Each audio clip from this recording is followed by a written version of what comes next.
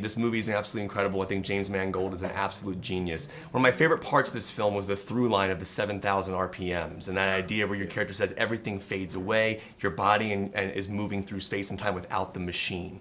Metaphorically speaking, what is that 7,000 RPM element on a set when you hit it with a scene and with an actor? Do you ever feel like, do you know the first time you ever felt that way on a movie set where you kind of were in that mind space, like 7,000? There's not such an immediate mirroring, but there's, filming is more abstract in general than motor racing is. I feel like I'm at 7,000 all the your time. life, non-stop. No, on a movie set. Who are you? But I mean, like that feeling of kind of being in that state of mind, like you're. But the metaphor is that it's that place. I mean, it's a physical place if you're a race car driver, but it's that place where it's your happy place, where you're fulfilling everything. Like when you see his face at the end when he's there, it's like that is what he was meant to do. Yeah. And so it's when you're doing the thing that you were meant to do in the world, you're living up to your potential as a human being. I think it's when this very, very concrete sport with the engine and the blah blah and all that, and it becomes something spiritual. Exactly. Yeah. Yeah. Do you remember like that feeling that on a set for the first time as an actor? That feeling? Sometimes you get that feeling and you're totally wrong. You know what I mean? I am killing this right now. Yeah, and then you see playback and you go, oh my God! You know what? So I was talking. I ran into Robert Downey Jr. the other night. Like you do. Like you do. Well, we were giving James, who you just called a genius. We were giving him an award at an event, and Downey was there giving an award, and he actually came up with, which made me laugh so hard, this phrase that he's used. He said his entire career, which is "playback's a bitch." Which is just, he goes, you can have that feeling. He was describing that exact thing. You can have this feeling, and then you go and you watch playback, and you go like, it doesn't lie. Like that's actually what you did, and it might not have felt exactly like it did in the moment. That's crazy. One thing I love about this movie is the driving scenes. What I love about it is it's very practical. It's very in camera. There's not a ton of CG from what I could tell. It felt like it was hand-built, handmade, like the old school films. When you guys are doing those scenes where you are driving hundreds of miles per hour, as an actor, how do you sell that to the audience that you actually are going that fast, that you actually are driving the car? Is it the physical way you move? Is it your facial expressions? What do you do to sell that to us? Well, we can do it right now for you. You ready? That's good. That's good. And 100. There he is. 100 miles an hour. There's your Oscar right there. It's like the Star Trek thing, when right. It shakes and everybody goes one way to the left and to the right. We did drive around at a reasonable clip, but mostly off camera, right? Because they didn't like us doing it on camera for some reason. And then, even when we're getting dragged, we were going at 120 at times. And sometimes, expert drivers, but we'd be sliding it sideways and having fun. So you just learn, all right, whatever they do, whatever mistakes happen, go with it. And it's bloody fun and it's bloody exciting. It's not like we were sitting still ever doing that. And as you said, there's no CGI, so it's all in camera. So you see it. You can just tell because of the vibration, the interactive light. You can see that you're moving that fast. Yeah. And I did that beforehand. I set up a camera inside of a car and then just drove as fast as I bloody could around Willow Springs just to get a real idea. Because, you see sometimes people are driving and they're doing all this and you're going, they really do that with the steering wheel, So I did it just to see the amount of vibration. What is it that creates the impression of speed? And it isn't, as a driver, you really just drive still, Mm-hmm. But it's the vibration that does it, And so actually I was trying to avoid overacting. Which is easy to do, by the way. When you're in a disconnected steering wheel, it's like I always think of the A-Team when I was growing up, and Mr. T, the way he'd drive, and he would act the way he drove. He'd go, Hannibal, I'm not going to take this anymore. And his arms would be going like that. And as a kid, I was like, I guess that's what driving looks like. I love the A-Team. So did I. I was a huge fan. I'm curious, as a director, how you create the element of speed in the sense of, like, if the actors are going 200 miles per hour in the film, the characters are, how do you sell it to us that Christian Bale is driving 200 miles per hour? Such an interesting question. There's about a dozen answers, and I'll try and give the briefest one. One is how you frame it, how you show it. Interesting. That speed is relative. If you notice, if you were going 200 miles an hour down a road that was straight with no trees, where like a flatlands, and nothing particular is passing your car, you won't even feel like you're going 200 miles an hour. Yeah. If you were going 50 miles an hour down a narrow run of bushes and poplar trees, you would feel like it's crazy fast. So speed visually is relative to what you see moving past you, by you. It's almost calming in the movie when yes, he's going that sometimes, fast. yes. Well, and that's intent. He's in the Mulsanne Strait when that happens. But yes, so that there's that. Also, there's sound, and I had a magnificent bunch of technicians working on not only the accurate sounds of all these different cars and the way they sound different than one another, but also just how sound relates to your sense of speed. Hearing the road underneath the tires, the wind, the sense of bone-crushing rattle of the chassis as it's bouncing down the road, the engines, of course, revving, the gear changes, all of that.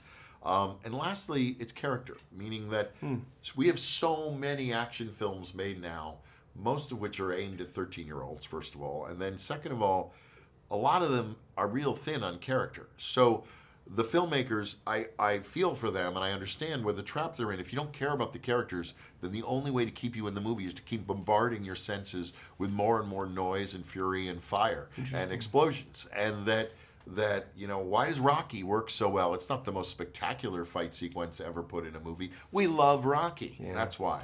And so to me, the reason, again, the speed and the action works in this film goes back to my number one kind of priority on all movies, which is character. Yeah, I have so many questions. I'm gonna try to get through as many as I can, but Go. I love the through line of the 7,000 RPMs. The idea that everything fades away, the machine's not there, your body and mind are moving. As a director, how often do you feel that 7,000 RPM moment metaphorically when you're on set? And do you know when it happens? Not the driving aspect of it, but you know you're in a moment where everything's kind of fading away and you're out of your head. It's a good question, Kevin. I think that for me, the 7,000 RPM moment, that kind of existential, dreamlike moment, is not something you know when it's happening. You know when it stops happening. Oh, interesting. Meaning, when I'm shooting something and something magnificent or exciting is happening to me, I'm not going, it's happening, but it's after. When I say cut, when it ends, where I go, we just got lightning in a bottle, or we just went to that place. What's a shot like in Logan you felt that you got that? There's a moment that Hugh performed with Daphne in the last place they stop, this kind of campground with the kids before the end of the movie. There's several intimate scenes like that. Actually, there's an early scene, the one where Daphne Keane first speaks with Hugh Jackman and starts punching him, and then actually starts speaking to him. And I knew when we shot that scene that not only did I feel that the movie had changed, but that even my crew, because we were shooting in sequence, Daphne had not spoken one word in the movie up to that point. Oh, yeah, you're right. So even the crew hadn't heard her ever speak. And so suddenly she's unleashing this torrent of Espanol and pretty profane Espanol at Hugh Jackman, who could hardly keep up with her. And everyone is like, holy shit. She is a mini Wolverine. That's cool. I always wondered, it's such a great through line in the film. I love that. I also love how you open the film. You come to these graphics from the studios who are involved, and you have that car sound underneath as we're going to the race shot while we're with Damon. Yeah. And I'm curious, like for you, like is that something you decide on? Is that in the script? Do you go, we're gonna have car sounds come in over the choice? No, it's something that, you know where the idea came from. I don't know if you've ever seen it, but Francis Ford Coppola's movie One from the Heart. I've never seen that one. Well, you should check it out. It's incredibly interesting film, and it's a romance with Terry Garr and Frederick Forrest and the music of Tom Waits, set in Las Vegas. But the movie opens over the logos with the sound of a single roulette ball going around the theater. Cool. You go around and around, and then right before the movie starts, the ball drops into the slot. Wow. And it's the most amazingly beautiful sound effect ever, and I thought of that and was trying to emulate it. Last thing I'll tell you is I think you did a brilliant job of getting practical effects in camera. This movie felt real. It felt like I could put my hand on it and touch every aspect of every frame of that movie. Talk about what was the most challenging practical shot to achieve. What was the hardest thing to get in camera? It isn't hard to get it in camera. It's just having the right gear. I mean, you have to. What's the toughest thing is that when you're shooting it for real, what you may not think about is that you're not just going fast, and there isn't just acting, but you have to have all the car positions matching all the other cuts. All the cars have to be matching the same way actors blocking would be matching at 150 miles an hour. Jeez. And light and weather. And, we had 5 levels of car dirt. Because they start the races clean. By the end of the race, they're filthy. If it rains, they'd go back from dirt 4 to dirt 2 and then start going up again. So not only that, but you're shooting at dusk, dawn, night with rain, rain with wet down, no rain, but wet down. You have midday, you have all these looks so you're shooting 5 different locations to match what that track is. And you're having to match all these conditions, car positions, and acting and performance, all of that, and it's dangerous. So it's super challenging. But the truth is that Robert Nagel, Darren Prescott, the stunt guys, the coordinators I had are world class, and I think they jumped at this movie as a kind of real world opportunity to apply their craft, knowing it wasn't going to be done entirely in a computer. What's the 7,000 RPM moment for you when you're acting? Yeah, that's a real thing, John's an athlete too, so he can probably speak to this. There does come a moment when you're doing something that hopefully you've worked at for a long time and that you enjoy doing. There comes a point where your mind kind of goes blank. You're not having to think about what you're doing. It's just there. It's just right there at your fingertips. Frankly, I have that feeling more often on stage than I do on a film set. You know when it happens though, like you feel it. Sure, it was just like and you're not too conscious of it, but it's just a place where you're, I don't know what the hell you call it, in the zone or whatever, where you're just not having to worry about it, not think about it, not control it, not judge yourself while you're in it. It's a great moment. Are you able to have like a moment like that, like on Wolf of Wall Street or something like that? Like when you look at your movies, like do you remember like specific times where you felt that way? Yeah, I think, just like Tracy said, look, I think because there's more time in the box, when you're acting on stage, you have a rehearsal process and you have, the entire show. You're not just doing the seconds between action and cut. But I'll tell you, getting to that place, and it's a really great question. I hadn't really thought of that before in terms of this movie, but you're purely doing what you do, and all the other stuff disappears. And I would go as far to say I think for a lot of us, that's why we do it, to sort of achieve that place, to get into that place, whatever that is. We're sort of junkies for it, and I know that's why I do it. And when I can have that connection with another person, when I can have that connection, with myself and with something bigger than me, and with the room, that's 100% why I'm doing this. And it's more important, getting there is more important than anything else. And it's not, it's when it happens, it's the whole deal. That's cool. That's cool. My favorite scene in the trailer, and one of my favorite scenes in the movie, is when Damon gives you that ride for the first time. Sure. And it is just genuinely amazing how that was shot. I know filmmaking wise, behind the scenes, there's cars probably driving you around in the sense of like that, but what do you have to do as an actor to sell to us that you're feeling that force, that you're feeling that pressure?